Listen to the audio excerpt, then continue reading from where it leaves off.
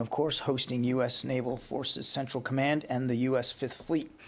He also underscored U.S. gratitude for the Crown Prince's personal engagement in supporting the 2021 Afghanistan evacuation mission, which, of course, exemplified Bahrain's dependable partnership.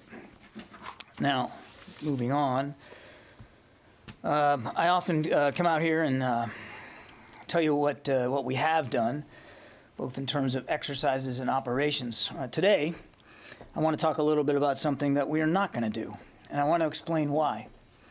Last weekend, as you saw, President Putin directed a special alert of Russian nuclear forces. Now, in this time of heightened tensions, the United States and other members of the international community rightly saw this as a dangerous and irresponsible, and as I've said before, an unnecessary step. Both the United States and Russia have long agreed that nuclear employment could have devastating consequences. And we both agreed, most recently this year, in the context of the P5 statement, that a nuclear war cannot be won and must never be fought. Such provocative rhetoric and possible changes to nuclear posture involving the most consequential weapons in our respective arsenals is unacceptable. The United States has not taken any similar steps. And so in an effort to demonstrate that we have no intention in engaging in any actions that could be misunderstood or misconstrued, the Secretary of Defense has directed that our Minuteman III intercontinental ballistic missile test launch, scheduled for this week, to be postponed. Now, we did not take this decision lightly, but instead to demonstrate that we are a responsible nuclear power. This is not a step backwards in our readiness, nor does it imply that we will necessarily cancel other routine activities to ensure a credible nuclear capability. We remain confident in our strategic posture, as we've said before, and our ability to defend the homeland and our allies and our partners remains fully intact and ready. We recognize at this moment of tension how critical it is that both the United States and Russia bear in mind the risk of miscalculation and take steps to reduce those risks. And then lastly, he's not sitting here. But I want to just take a moment to wish the department's best wishes to Mr. Bob Burns. He is, just as I think you know, announced that after 45 years of reporting, that he's going to retire, and really finally get a chance to spend more time with his family. As you know, he's been a staple here for decades, the dean of the press corps, and without question, a gentleman in every sense of the word. A great, dogged reporter, but a gentleman. And I'd like to just take a minute to read a little something from a book that was written by one of my predecessors. It's called Confirm or Deny. It's written by Phil Golding, and he wrote this book after he left after the McNamara administration. But he says something here about the Pentagon press corps that I think suits not just all of you, but certainly Bob Burns to a T. So if you'll just indulge me for a few minutes. And the responsible members of the underrated press corps of the Pentagon sit in their grubby room on the second floor of the big building and pore over the statements of top defense officials, checking them against the outstanding files many keep, their dog-eared copies of the huge budget book, the posture statements, and dozens of volumes of congressional testimony are underlined and indexed by their own work, and the margins are annotated. While they do understand the hardware of weapon systems, the good ones are also experts on the NATO alliance or the Middle East tinderbox, and several of them know more about nuclear strategy than some of the academicians who write on the subject. I think that is a perfect way of describing Mr. Bob Burns, particularly that stuff about the nuclear strategy. He spent an awful lot of time reporting on our nuclear capabilities and our nuclear posture, our nuclear training, our nuclear readiness. So with everything going on today, the stuff that I just opened with, and the tensions in Ukraine, the meeting with the Crown Prince of Bahrain in the Middle East, the tinderbox, as Mr. Golding wrote about, all that happening today, and then to be able to talk about a guy of Bob Burns' caliber fixing to retire after 45 years, I think just really, really appropriate. And personally,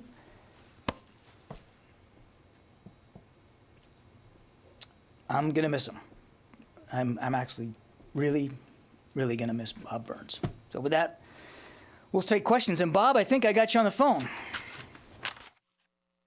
Thank you, John. And thanks for those very kind words. I appreciate that. Kind words, not just about me, but about the whole Pentagon press corps. Thank you very much. I do have a couple questions for you about the situation in Ukraine. You've described the last few days the status of this large Russian convoy that's north of Kyiv. I think you've described that it's either bogged down or stalled. Can you explain, has it moved at all in the last day or so? Have Ukrainian forces begun attacking any part of it? And then as a second question, can you give a picture of what's going on in the south?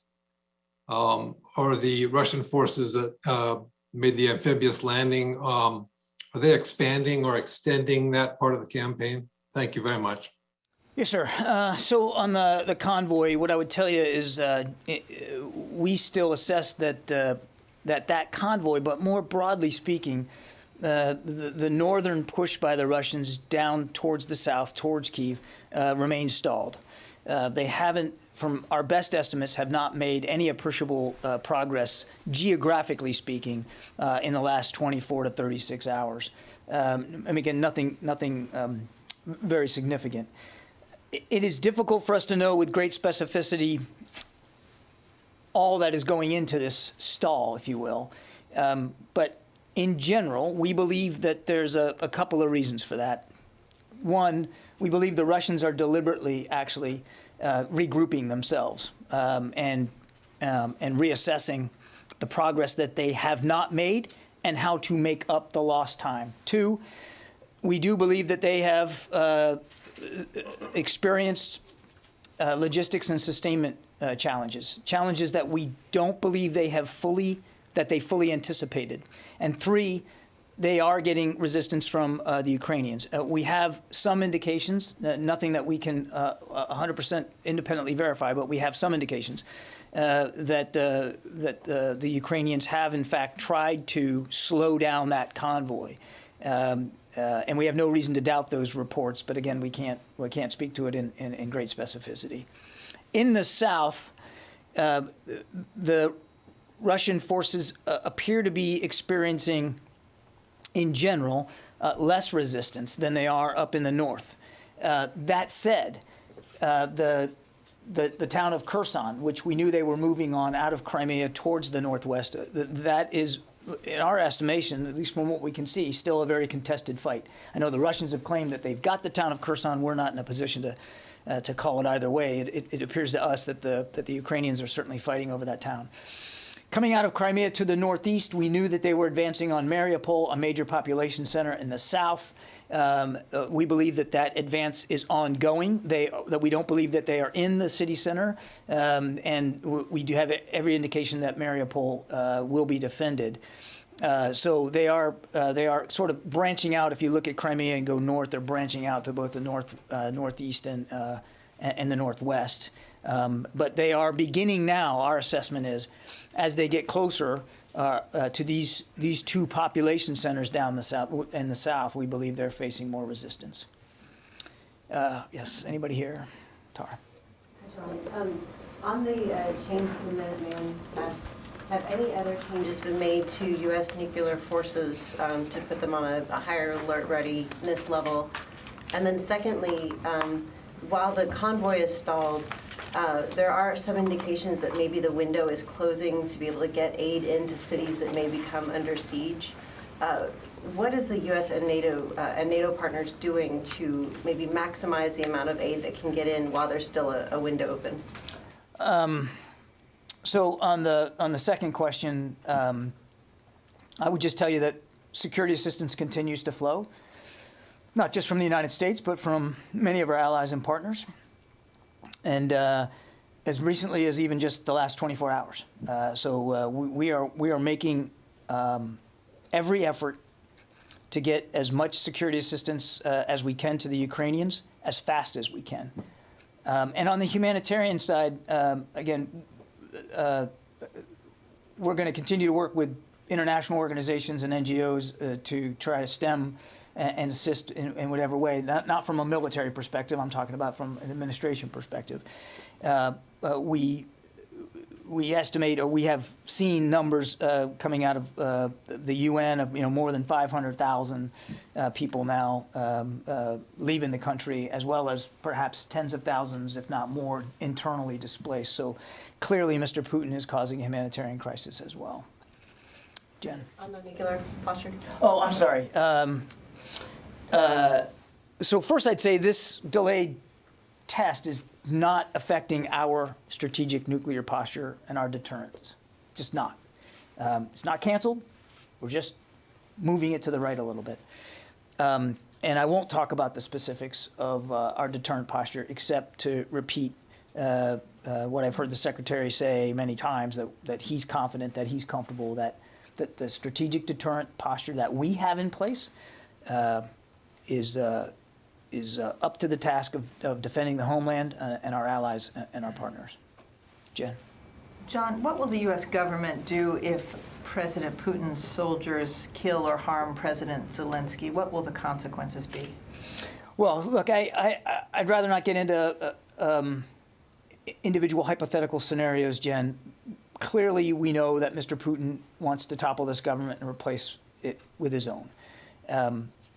And he's already caused the loss of life, of innocence. He's already caused destruction of civilian infrastructure. And all that blood is on his hands. And any more blood that's shed is still going to be on Mr. Putin's hands. But I won't speculate about particular outcomes here with respect to individuals. Can you authenticate these videos that are circulating of Russian soldiers who are being held as POWs? Do you have any? We can't. I'm sorry. We've seen the same videos that you have. We have no reason to doubt them, but we can't independently verify them.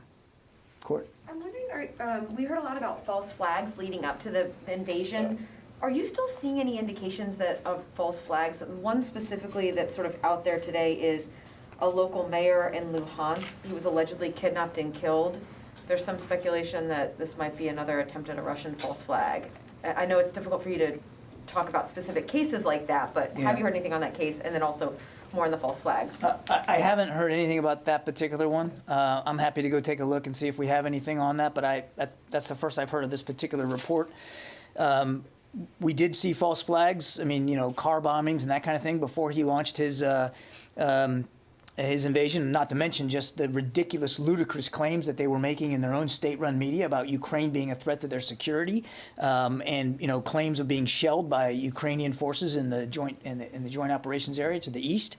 So we did see them run that play on false flags. I'm not aware that there's any such false flag operations ongoing now. That's not to say that they couldn't or wouldn't do it, but he's already tried and failed to create a pretext to go in, so he just decided he's going to go in, and he's done that now. And can I ask one on the ICBM test? Should we take anything from that as whether that was some sort of a reciprocal action, in that you saw any indications that that was what Vladimir Putin may be planning here, as any kind of a missile launch, a nuclear missile launch, or anything like that? No. Obviously, we would, as I said in my opening statement, we'd certainly like to see Moscow reciprocate by taking the temperature down on rhetoric about nuclear posture. We certainly would like to see him de-escalate by coming to a ceasefire and de-escalating and moving those forces back home and getting out of Ukraine. But this decision was the Secretary's decision, and it was based on making sure that we were being very clear about our responsibilities in the nuclear realm. And so, no, it was not tied to a specific action or inaction by Mr. Putin, but rather a decision by the Secretary to make it clear how responsible we are going to behave in the nuclear space. Let me go around, Dave. Russian forces have been described as risk-averse. How does that translate on the battlefield? What does that mean? And you said that the Russians are encountering less resistance in the South. Is that the only reason for the fact that in the South they seem to still be making progress, or is there something else about the Southern front? Yeah, so on the South, I mean, you also have to remember they started out on those two southern legs. They started out in Crimea, so their lines of supply and sustainment are short, and they'd been in Crimea since 2014. So they had already built up a pretty sophisticated and healthy architecture to support their operations. I would also add, David, that a quick look at the map will show you that they're not that far from their base of operations in Crimea. So we'll see how this goes. They're meeting resistance in Kherson, and they're going to meet resistance in Mariupol. So I think we just need to see how this plays out. And I saw the comments about risk averse. Here, I would just say that, and you can see it for yourself. I mean, this is not stuff that you guys aren't seeing in imagery of your own. I mean, we're seeing vehicles abandoned. We're seeing sustainment problems in fuel, not just fuel, but in food. We're seeing indications here early on that though they have sophisticated combined arms capabilities, that they're not being necessarily fully integrated. So they have made some missteps, and they're working their way through that. I want to be clear, as we've been before, that we have to be, as we look at this, we have to be pragmatic. The Ukrainians are fighting bravely and creatively. The Russians have a significant amount of combat power applied in Ukraine, and they still have some significant combat power that they have not engaged in the fight, and we need to be mindful of that. As I've said before, they will try to learn from these missteps, and they will try to overcome these challenges. Jim? Is it just a matter of time before the Russians behind the... I'm not. I think that's too soon to make that argument. They have been surprised by the stiff resistance that they are facing by the Ukrainians, and I don't believe that they fully factored that in. So I'm certainly not going to be one to call it one way or another here. The Ukrainians are fighting for their country, and they're making a difference. Jim? First, I second everything you said about Bob Burns. And second, are you seeing the Russians bring in reserves from outside the areas that they had concentrated in before?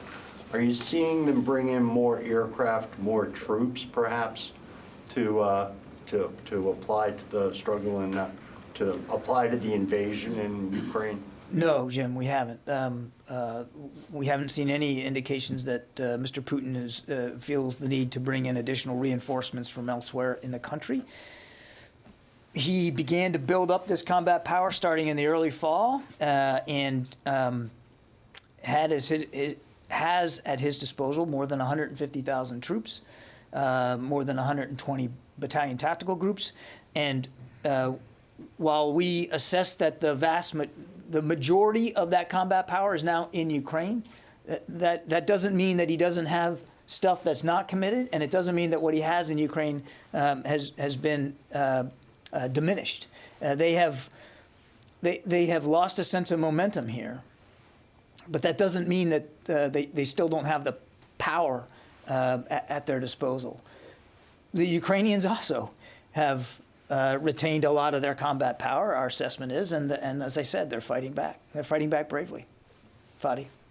Thank you, John. On the nuclear, I have two questions on the nuclear issue and on Ukraine. On the nuclear issue, in addition to this announcement and basically communicating to Russia what you said of the responsible behavior in the nuclear realm, is there any contacts now with the Russian counterparts on this nuclear issue to try to bring down the tension? And on Ukraine, does the Pentagon assess that the Russian forces, whether they have basically met any of the objectives of this operation so far on the 7th day? Did they achieve anything that they wanted to achieve based on the schedule that they might have had? On the nuclear question, I have no communication to speak to. I think the Secretary's decision today speaks volumes. On your second question, you have to forgive me for not having perfect knowledge of the Russian plan. All I can do is tell you what we're seeing as best we can see it. And they have not taken any of the major population centers that they appear to be wanting to take. And again, we think that there's a variety of reasons for that, not least of which is the bravery and the skill and the creativity of Ukrainian fighters. Yeah, in the back there. Yeah. Oh, thank you, John. I can't see you. It's okay, go ahead. Yeah, thank you. You told at the very beginning about the situation in Kiev and at the south of the country. I got my audience in Ukraine, and their main concern is about the western Ukraine. Millions of people are going right now to the cities like Lviv or Ivano-Frankivsk. Yeah. They believe it's safe there. So what's your estimate about the western Ukraine and any signs as of now that Russia is preparing to attack or to capture western Ukraine, or they're concentrated on Kiev and south only? Yeah, again, I'm going to be careful here not to anticipate Russian moves. All I can do is tell you what we're seeing, and we're seeing a continued desire to advance on Kyiv, fighting in Kharkiv, fighting in a town, and I'm probably going to not pronounce this right, but Chernihiv, and then what I described in the south. So largely, the effort appears to be to north of Kyiv and to the east in the rest of the country. I don't know what Russian designs or plans are for Western Ukraine, so it's hard for me to predict. Yeah. Mike Bress with the Examiner. Hey. Two questions. The first one, for the nuclear test, is there a date that it's going to be postponed to, or is it postponed indefinitely until tensions simmer? We don't have a rescheduled date right now. And then the second thing, in your answer to Bob, it sounds like you were parsing a little bit in terms of the attack on Kyiv or directed toward Kyiv. It seems like you were making a distinction between the convoy and everything you're seeing. Is there a second portion of what Russia's doing towards Kyiv that you're seeing? Just because all the attention is focused on the convoy, it seems like you were just parsing a little bit in your language there. I assure you I never parse. What I was trying to make, the point I was trying to make, and I know there's a lot of interest in this convoy. I'm not clear, we're not clear, that you can segregate the convoy from their advances on Kyiv or what they're trying to do on Kyiv. We don't have perfect visibility into every vehicle that is in this convoy and what their intended destination is or may be. But on the face of it, it appears to be a chance to contribute to the advance on Kyiv, just based on geography. So what I was trying to do, perhaps inelegantly, was to broaden this out a little bit, and rather than stay focused on a convoy, try to look at it in perspective here. It's of a piece of what we believe their desire, which is to take Kyiv. Could you speak a little bit more specifically on that larger picture that you're seeing from the north? I'm not sure I can give you much more than I have, I'm afraid, Mike. As I said, we're somewhat limited in our ability to know and understand everything. We still believe it's Mr. Putin's desire to topple the government. In order to do that, he believes he has to take Kyiv. He continues to want to advance on Kyiv. That advance has been stalled They are working through that, we think, right now. And a big reason why it stalled is Ukrainian resistance, which continues right up to this hour. In the back there? Oh, hey. Hi. I have two questions for you. One, just you've outlined all these different population centers as being targets of the Russian advance. Yeah. Is there anything that you're seeing to maybe connect the dots between some of those in a potential, partitioning of the country, but between the population centers, efforts to kind of, Sure. to connect those dots, basically. And then the second thing, you mentioned how the Ukrainians are resisting, slowing things down with the convoy, et cetera. Tactically speaking, would you define those as, defensive maneuvers or potentially offensive maneuvers that they're using against certain parts of the Russian military, whether it's convoy or other vehicles that you're seeing in the country? Are they, are they waiting to be fired on, or are they taking more aggressive measures? The Ukrainians? The Ukrainians, yeah, from that side. How would you define kind of their strategy here? They're defending their country. And every shot they take, every maneuver they execute, is designed to defend the sovereignty of their country. It's about defense, and they're fighting a very strong defense. On your other question, again, I have to confess to not having perfect knowledge of Mr. Putin's planning here. But on the face of it, as we see what we see happening on a daily basis, it appears as if they are moving along what we would describe as three main axes of invasion. One is from the north down towards Kyiv. And essentially there's sort of two forks there, northeast and northwest, kind of coming down on Kyiv. One avenue through Belarus and one avenue through Russia. There's also a southern advance that we've already talked about that's branching out of Crimea to the northeast and to the northwest. And then we see a push from what we would consider sort of the northeastern group that is moving on Kharkiv. Kharkiv is valuable because it's such a big city. It is a major population center.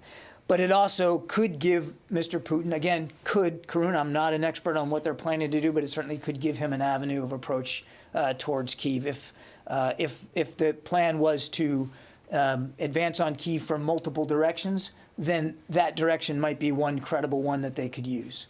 You're seeing this as a potential multi-front advance in the capital, not on trying to carve up the country potentially with all these various population centers. We definitely can see an effort to move on the capital. It's difficult to know with certainty what other moves inside Ukraine Mr. Putin might be trying to achieve.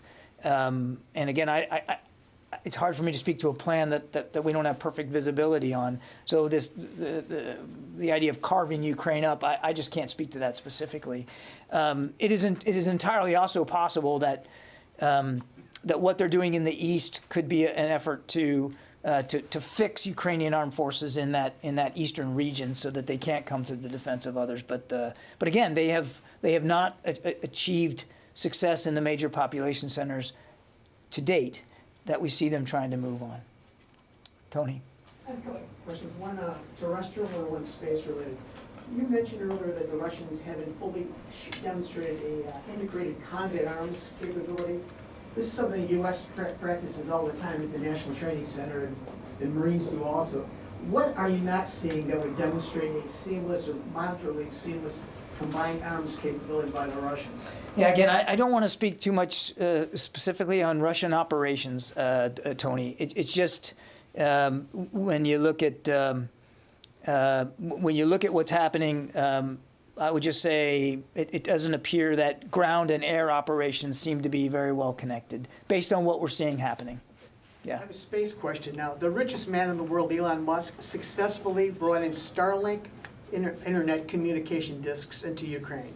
The Ukraine vice president showed a picture of this. I wanted to get your sense. Did the Pentagon at all help in the transport of these Starlink internet terminals?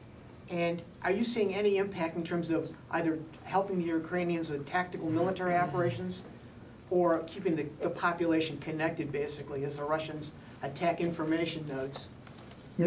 No help from us that I'm aware of. I'm not sure I understand your second question there. Dishes are being installed. are you seeing any impact in terms of helping the Ukrainians with tactical military operations? You mean from the Starlink? From the Starlink. That's really for the Ukrainians to speak to, Tony, not for the U.S. military. And I know there's no involvement by us in respect to that. Yeah. President Biden said the U.S. will join allies close the U.S. airspace to the Russian planes. It was more about civilian aviation, of course, and U.S. airspace, of course. But we know that the U.S. military has part of Syrian airspace under its control, and Russian military cargo planes cross into that airspace from time to time. Is there in any way a plan to limit Russian military assets in northeast Syria, where the U.S. Air Force controls? I'm not aware of any such plans, and as you know, we are in Syria for one purpose and one purpose only, and that's the counter-ISIS fight, and that remains an active fight, and that there's a deconfliction mechanism with Russian military forces in that part of Syria that has worked. That's as far as I can go on that. Let me go to the phones here, guys. I haven't gotten to anybody. John Ismay, New York Times. Yes, hi. Today at the emergency special session of the United Nations General Assembly, U.S. Ambassador Linda Thomas Greenfield said that cluster munitions and what she called vacuum bombs are banned under the Geneva Conventions. And I'll say here that I assume by vacuum bombs, she meant fuel air explosives or other forms of thermobaric weapons. So I was hoping you could tell me what the status is of the Pentagon's ongoing internal review on its own cluster munitions policy. And can you say whether the Pentagon believes that cluster munitions and thermobarics are banned under the Geneva Conventions? Thanks. John, I don't have any updates for you on the policy reviews with respect to cluster munitions, and I'm going to have to take your question on the Geneva Conventions. I'm afraid I'm not an expert on that, and rather than spitball it, I'll take the question and we'll get back to you. Abraham Mashi. Hey, John, two questions. Number one, how much coordination is going on between the United States Air Force, NATO, and the Ukrainian Air Force? And second question, is the U.S. Air Force continuing to fly ISR and other aircraft in international airspace over the Black Sea? And if not, why not? Thank you. Abraham, I'm not going to talk about flight profiles. We don't have any aircraft, manned or unmanned, flying in Ukrainian airspace. And the question about specific coordination or communication with the Ukrainian armed forces is better put to NATO. What I would just tell you, our support for the Ukrainian armed forces right now is very largely in the form of security assistance, which continues to flow and gets into their hands. John, can I just follow up on the question from the New York Times? Is the U.S. a signatory to the 2008 cluster bomb munitions treaty? And if not, why not? We aren't, and I don't. Again, we're still going through a policy review on this, so I don't have anything to update you on that. Phil Stewart, Reuters. Hey there. Real quick, what message would you have to American citizens, including retired, U.S. military personnel, who may want to go and fight in Ukraine? And also, could you comment on the New York Times report about an apparent Russian request, or Chinese request to Russia that it delay the start of this war until after the Olympics? Thank you.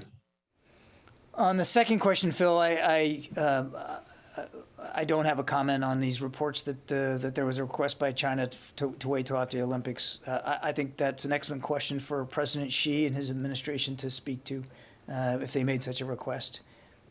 We tried hard to prevent the war through diplomatic engagement. There was no need for it to happen. Not to happen on a certain timeline or after a certain Olympic event. It shouldn't have happened at all. There was no reason for it. It was unprovoked. Ukraine was never an aggressor to Russia or anybody else. So the issue of time, I think that's one that Mr. Xi ought to have to answer.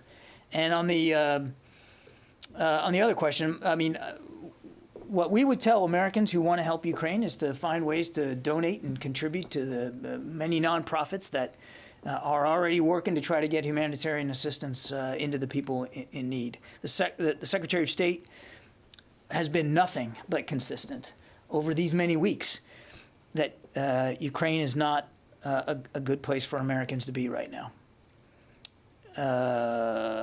Carla Babb. Hey, thanks for doing this. On Belarus, just can you give us an update about any indications of Belarus, their military getting involved? And also, we've all seen this video of the Belarusian president showing a map of the Ukrainian invasion. What's the Pentagon's take on this map?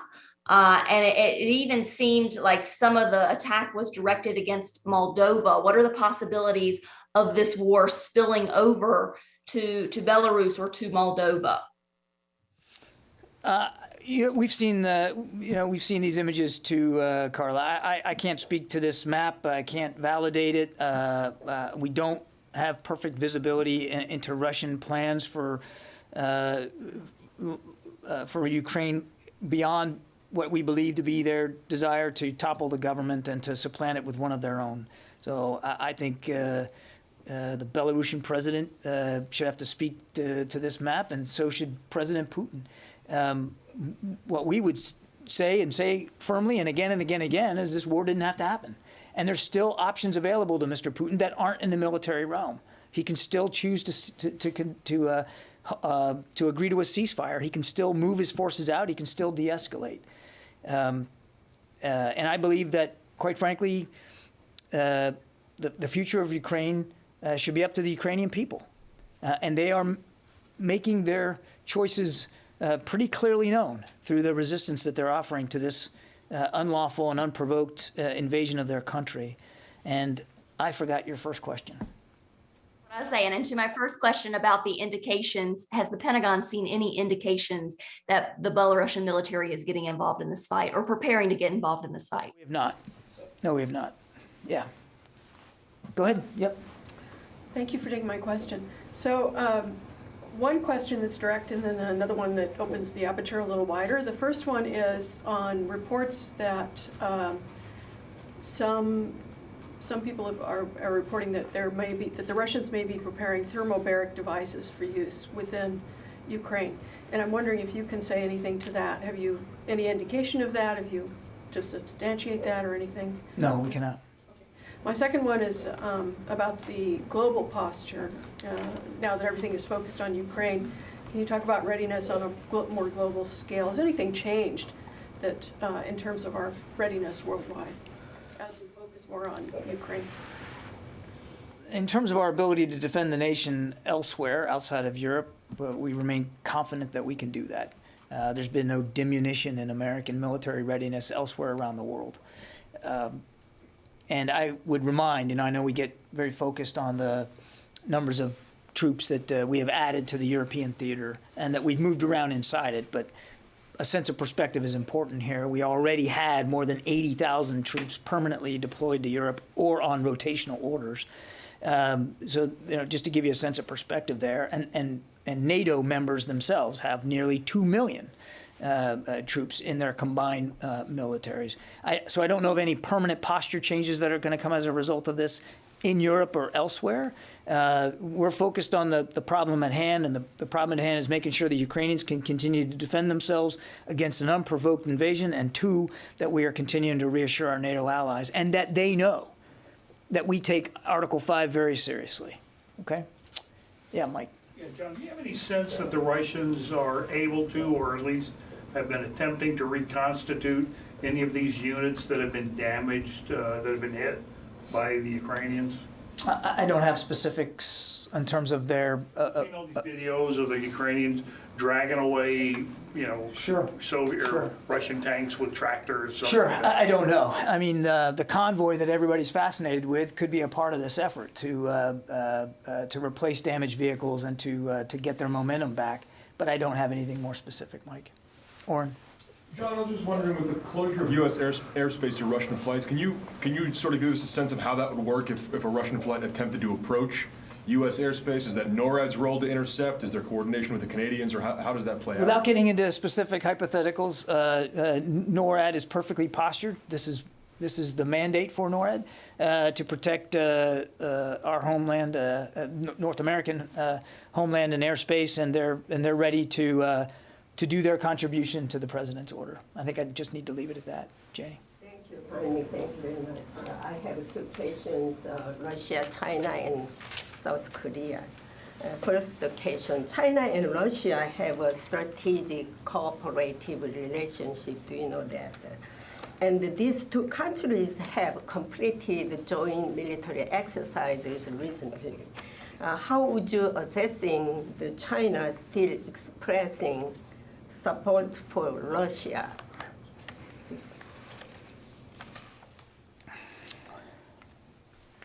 We've seen basically through statements some at least tacit approval by the Chinese for what Russia was doing. Now, in the last few days, some of their foreign ministry spokespeople have appeared to walk some of this back a little bit by talking about Ukrainian sovereignty, which is welcome to see. But we haven't seen China join the list of countries that have enacted sanctions on Russia. We haven't seen the Chinese blame Mr. Putin for the violence he's causing. Instead, they've been blaming the United States, incredibly, that our support for Ukraine has somehow precipitated this invasion of a sovereign state. So it's a little bit of a mixed messaging coming out of there.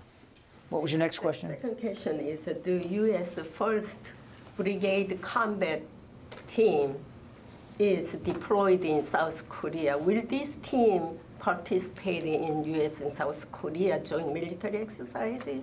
I'd refer you to U.S. Forces Korea, Janie, to talk about training events and what that looks like and who's participating in them on a routine basis. I don't have that level of detail. Last year they said the routine basis, like they nickname is Blue Dogs.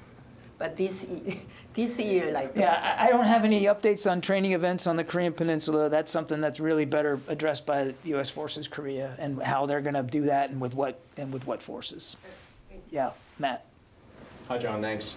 You said you're not aware of any ongoing false flag operations. I'm wondering if the U.S. is aware of any other sort of Russian preparations to posture along other borders, anything like that near the Baltics maybe, or Kaliningrad, bordering Lithuania. Okay. No, sir. You already had one. Yes, sir.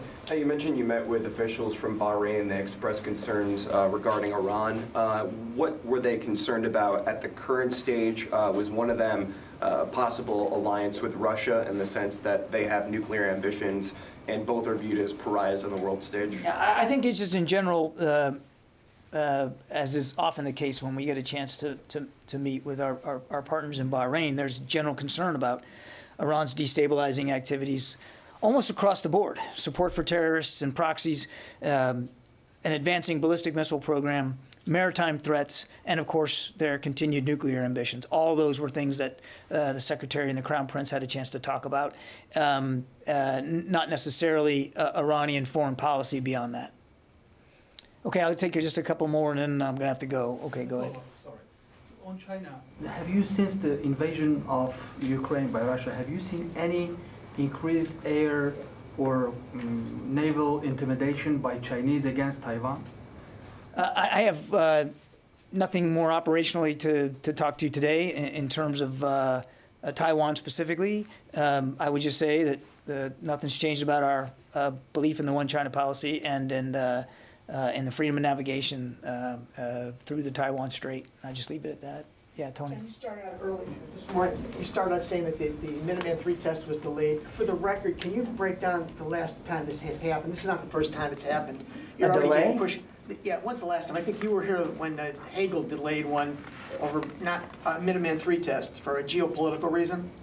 Can you get a breakdown of the last time? You have to let me take that question, Tony. I don't have that. You're starting to get Twitter feeds from some of the conservative members of Congress alleging, you're capitulating or this and that. As I said, let me repeat it. I'll get you the answer to your question. I don't have the history. This is not a diminution in our readiness whatsoever. Doesn't change our strategic posture. This was a test, and we do several a year. They're planned 3 to 5 years in advance. It's not going to change our strategic deterrent posture one bit. It is a wise and prudent decision by the Secretary to send a strong, clear, unambiguous message to Mr. Putin how seriously we take our nuclear responsibilities at a particularly tense time. Tension, I might add, Tony, that Mr. Putin contributed to with his unhelpful and unnecessary rhetoric with respect to alert status on his nuclear posture. Okay, thanks everybody. Appreciate it, and we'll see you tomorrow.